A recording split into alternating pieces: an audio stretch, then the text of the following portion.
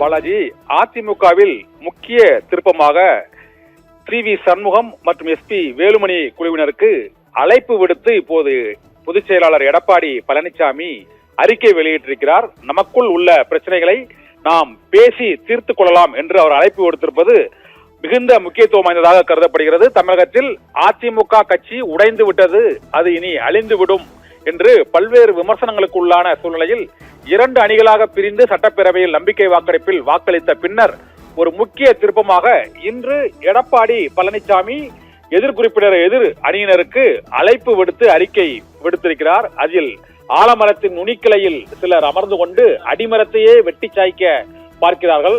அவர்கள்தான் கீழே விழுந்து உருக்குலைந்து போவார்களே தவிர ஆலமரத்திற்கு எந்த தீங்கும் ஏற்படாது என்று அதிமுகவை உருவகப்படுத்தி அவர் அறிக்கை வெளியிட்டிருக்கிறார். 2026 சட்டமன்ற தேர்தலில் நாம் வெல்லவில்லை என்பது உண்மைதான், ஆனால் முழுமையாக வெற்றி வாய்ப்பை இழந்து விடவில்லை என்றும் அவர் சுட்டிக்காட்டியிருக்கிறார். 21.21% வாக்குகள், அதாவது 1,62,146 வாக்குகளை பெற்று நாம் கூட்டணி கட்சிகளோடு 1,34,00,000 வாக்குகளை பெற்றிருக்கிறோம்.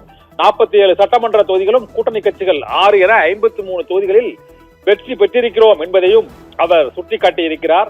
பதவி இல்லை என்றாலும் மக்களுக்காக போராடும் இந்த இயக்கத்தை தமிழக வெற்றி கழகத்தினர் குதிரை பேர வியாபாரம் நடத்தியும் பதவி ஆசை காட்டியும் ஒரு சில நிர்வாகிகளை அதிமுகவில் இருந்து பிரிக்க முற்பட்டது என்பது வேதனையான உண்மை என்றும் தமிழக வெற்றி கழகத்தின் பொய்க்கால் குதிரை ஆட்சி அமைந்திருக்கிறது என்பதையும் மறுக்க இயலாது என்றும் அவர் கடுமையாக தமிழக வெற்றி கழகத்தை விமர்சித்து எடப்பாடி பழனிசாமி அறிக்கை வெளியிட்டிருக்கிறார்.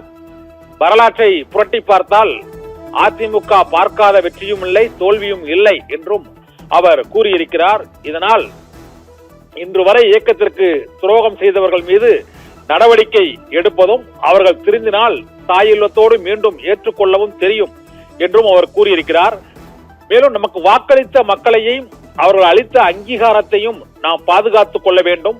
நமது கட்சியில் பிரச்சனைகள் உள்ளன, அந்த பிரச்சனைகள் இருப்பின் அதை நாமே பேசி தீர்த்து கொள்ளலாம் என்று எடப்பாடி பழனிசாமி இந்த அறிக்கையின் கடைசி பேராவில் இந்த அழைப்பை விடுத்திருக்கிறார்.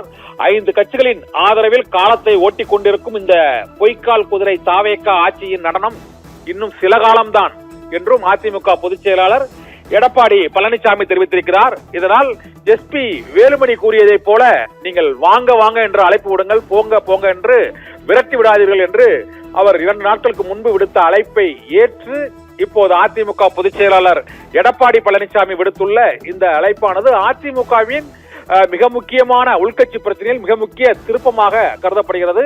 தமிழக வெற்றி கழகம் தான் அதிமுகவை பிளவுபடுத்த பார்க்கிறது என்றும் இந்த பொய்க்கால் குதிரையின் ஆட்டம் சில காலம்தான் என்பதை உணர்ந்து நாம் ஓரணியில் இணைந்து பணிபுரிவோம், அதிமுக மீண்டும் வெல்வதற்காக பாடுபடுவோம் என்ற அழைப்பை அதிமுக பொதுச் செயலாளர் எடப்பாடி பழனிசாமி விடுத்திருக்கிறார். இதை தொடர்ந்து இப்போது வி சண்முகம், SP வேலுமணி உள்ளிட்டோர் அவரது இல்லத்தில் அவசர ஆலோசனை நடத்தி வருகிறார்கள். ஆகலால் இரு அணியினரும் ஒரே இடத்தில் அமர்ந்து பேசுவதற்கான வாய்ப்பு இப்போது கணிந்திருக்கிறது. போட்டி மாவட்ட செயலாளர்களை போட்டு பொதுக்குழுவை கூட்டுவதற்கு 2 அணிகளும் முயற்சி செய்த சூழ்நிலையில் இப்போது எடப்பாடி பழனிசாமி விடுத்திருக்கக்கூடிய இந்த அழைப்பு எதிர் அணியினருக்கு மிக முக்கியத்துவம் வாய்ந்ததாக கருதப்படுகிறது. இதனால் வி சண்முகம் மற்றும் SP வேலுமணி உள்ளிட்டோர் அடங்கிய குழுவினர் எடப்பாடி பழனிசாமி தலைமையிலான அந்த 23 சட்டமன்ற உறுப்பினர்களோடு இணைந்து இந்த பொதுக்குழுவை நடத்தி தோல்விக்கான காரணங்களை அவர்கள் அலசி ஆராய்ந்து மீண்டும் அதிமுகவில் ஒற்றுமை ஏற்படுவதற்கான ஒரு வழி ஏற்பட்டிருக்கிறது.